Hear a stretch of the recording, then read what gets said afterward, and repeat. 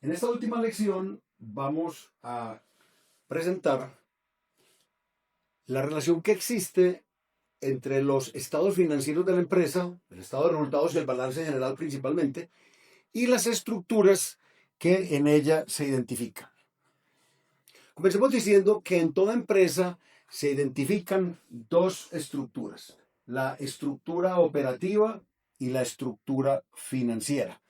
Esas dos estructuras, a su vez, están relacionadas con los dos riesgos que todo empresario corre con su empresa, que son el riesgo operativo y el riesgo financiero. La estructura financiera tiene que ver con el endeudamiento. ¿Cuánto endeudamiento vamos a tomar de los bancos? ¿Cuánto dinero vamos a poner los accionistas? Tiene que ver con la relación que existe entre esos dos factores, la proporción entre deuda y patrimonio. Tiene que ver con el índice de endeudamiento, con el aspecto endeudamiento que mencionamos en lección anterior. La estructura operativa, a su vez, está conformada por dos estructuras, principalmente. La estructura operativa está relacionada con lo que es la capacidad instalada, porque dependiendo de qué tamaño tenga la capacidad instalada de una empresa, ya sea manufactura, servicios o comercio, por ejemplo, en manufactura pues será la capacidad de producción, pero en actividades comerciales será la capacidad de almacenamiento y despacho, en actividades de servicios será la capacidad de atender un determinado volumen de servicios. Esa capacidad instalada determina a su vez, o está asociada a su vez, pues, con las dos estructuras que se asocian a su vez con la estructura operativa, repito, que son la estructura de ingresos, costos y gastos y la estructura de capital de trabajo. La estructura de ingresos, costos y gastos nos muestra de cada dólar que vendemos cuánto es costo variable, por lo tanto cuánto es la contribución y el respectivo margen de contribución, cuánto valen los costos y gastos fijos y por lo tanto cuánto es la utilidad EBITDA, si en esos costos y gastos fijos no están incluidas las depreciaciones, obviamente. ¿Cuál es el valor de las depreciaciones? Por lo tanto, ¿cuál es el valor de la utilidad operativa? Veamos cómo el estado de resultados y el balance general tienen relación con estas dos estructuras que acabo de mencionar. Recordemos el estado de resultados que presenté en lección anterior como propuesta de desagregación de las diferentes variables. Revisémoslo rápidamente. Recomendé separar los costos y gastos en variables y fijos. E igual separar los costos y gastos entre los que mueven caja y los que no mueven caja. O sea, entre los vivos y los extinguidos, que son las depreciaciones y amortizaciones. Si se hacen esas separaciones, repito, como lo vimos en la lección anterior, podemos hacer visibles dos importantísimos conceptos de utilidad, ¿sí? Los más importantes para mí, que son el concepto de contribución y el concepto de utilidad de EBITDA. A la EBITDA se le restaban las depreciaciones y amortizaciones que expliqué en la lección anterior y se obtienen la utilidad operativa, restamos los intereses, eventualmente puede haber otros ingresos y egresos, obtenemos la utilidad de impuestos, restamos los impuestos y obtenemos la utilidad neta. Pero si ustedes observan la estructura operativa, está implícita hasta este punto del estado de resultados. Porque dijimos, la estructura operativa está relacionada con la estructura de ingresos, costos y gastos. La otra estructura relacionada con la estructura operativa es la estructura de capital de trabajo. La estructura de capital de trabajo nos muestra a cuántos días de plazo recaudamos o cobramos nuestras cuentas por cobrar, cuántos días debemos mantener en inventario, cuánta financiación nos dan los proveedores de bienes y servicios y ese resultado neto se denomina el capital de trabajo neto operativo, como lo mencioné en las primeras lecciones relacionadas con el balance general. Muy bien, entonces, la estructura operativa está implícita en el estado de resultados en la parte superior, en lo que en lección anterior mencioné que se denominaba la estructura de costos y gastos, que en general la abrevia como estructura de costos. Y la estructura financiera se refleja de la utilidad operativa hacia abajo, porque la estructura financiera, como acabo de mencionar, es la relación entre la deuda y el patrimonio de los accionistas. La deuda implica un pago de intereses que a su vez implica beneficios tributarios y afecta el pago de impuestos. Entonces digamos que la estructura financiera es o está reflejada en la parte inferior del estado de resultados. Para entender cómo se relaciona el balance general con las dos estructuras que he mencionado, la estructura operativa y la estructura financiera, voy a poner en escena brevemente un concepto muy pero muy importante, que es el concepto de flujo de caja libre. Es el concepto más importante de flujo de caja relacionado con la empresa.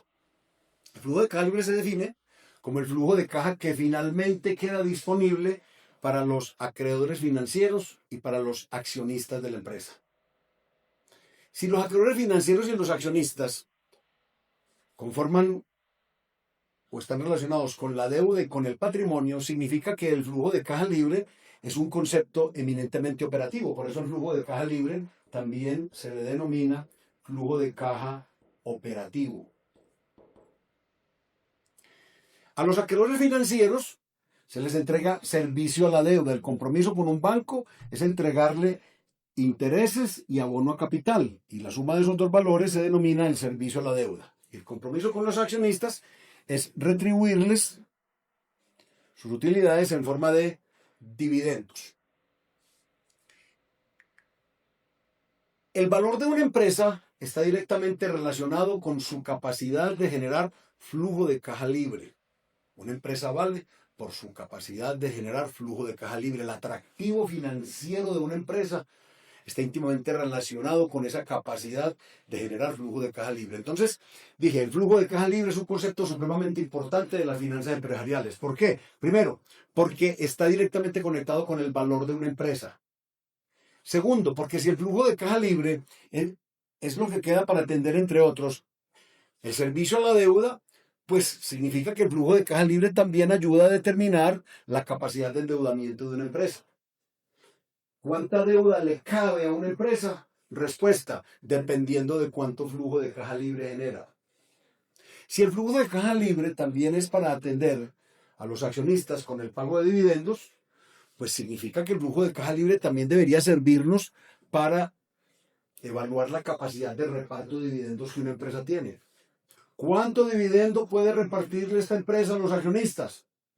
Respuesta, eso depende de cuánto flujo de caja libre genera y cuánto de ese flujo de caja hay que entregarle al banco como servicio a la deuda. Y si los accionistas de una empresa están dispuestos a renunciar a una alta proporción de sus dividendos para ayudar a financiar el crecimiento de la empresa, combinando esos dividendos que no se reparten, que se denominarían recursos propios, con recursos frescos de deuda, entonces significa que también el flujo de caja libre nos ayuda a evaluar qué tanto potencial de crecimiento tiene una empresa. ¿Qué tanto puede crecer esta empresa? Respuesta, dependiendo de cuánto los accionistas estén dispuestos a renunciar a reparto de dividendos, ¿sí?, para combinar con deuda y financiar más crecimiento.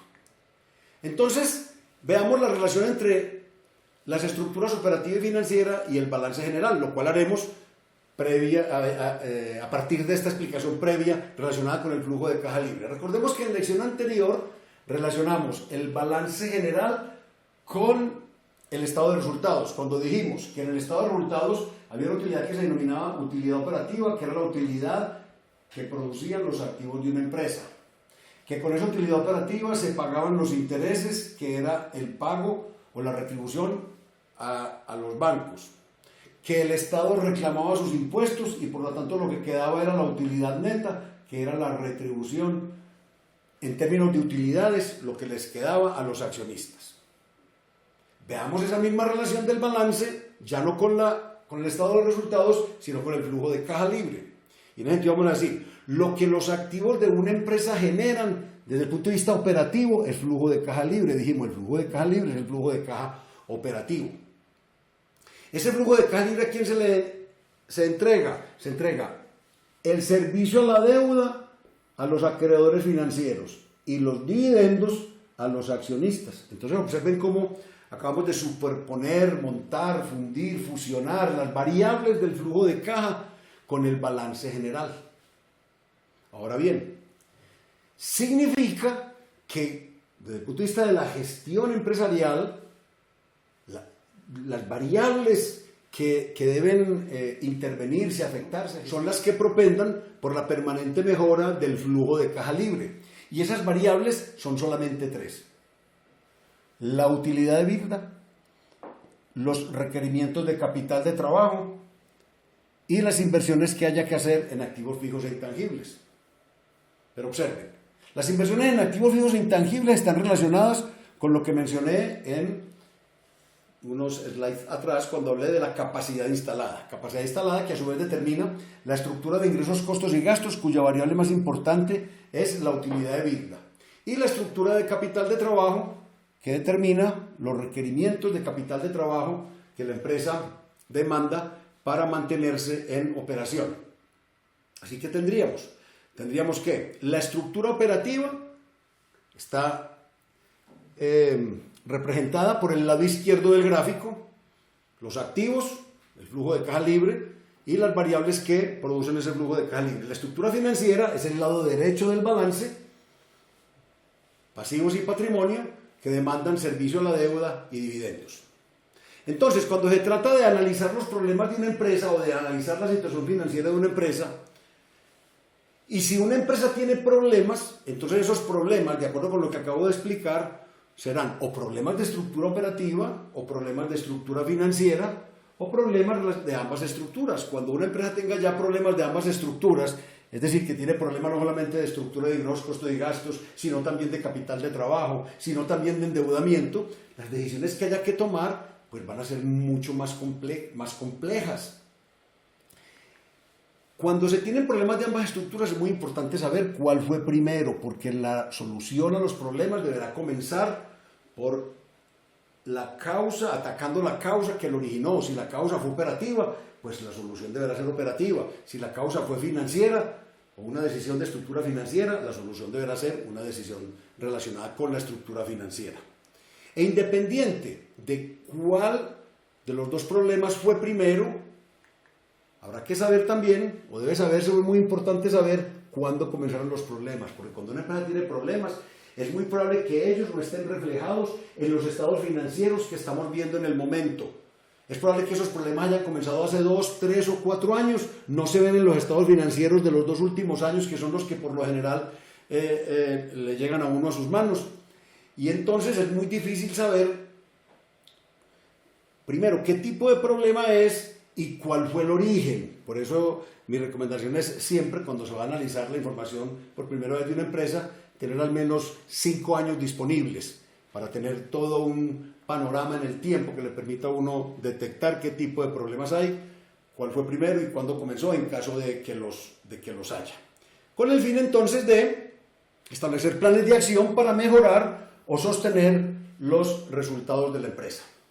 Todo esto que he explicado en la última parte de esta lección es un abrebocas para invitarlos a otros cursos que se ofrecen en la página de cursosdefinanzasonline.com. Algunos son gratuitos, otros tienen un módico costo.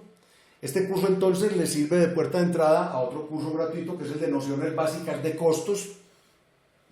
También hay allí un curso gratis de introducción al método Metric 6 de análisis financiero, un método que yo he desarrollado y que de manera rápida, certera y sencilla nos permite identificar qué tipo de problemas tiene una empresa, si son de estructura operativa, si son de estructura financiera o de ambas estructuras. Si fue de ambas estructuras, cuál fue primero y cuándo comenzó. Hay unos cursos con costos. El primero es el de costos para gerenciar, no para confundir, que nos permite ampliar todo lo que se ve en el curso de nociones básicas de costos. Este curso de costos para gerenciar nos lleva a otro curso más avanzado, que es el modelo de contribución por negocio, que nos muestra cómo a partir de la separación de los costos y gastos fijos y variables, independiente de que la empresa sea manufacturera, comercial o de servicios, vamos a poder determinar cuáles son los negocios verdaderamente estratégicos para la empresa. Y para los gerentes y miembros de equipos directivos, ya sean comités de gerencia, miembros de juntas directivas, que no tengan las finanzas como su fuerte, se ofrece este curso de finanzas empresariales para gerentes y miembros de equipos directivos. Con esto terminamos este breve curso de introducción a los estados financieros. Muchas gracias por su paciencia.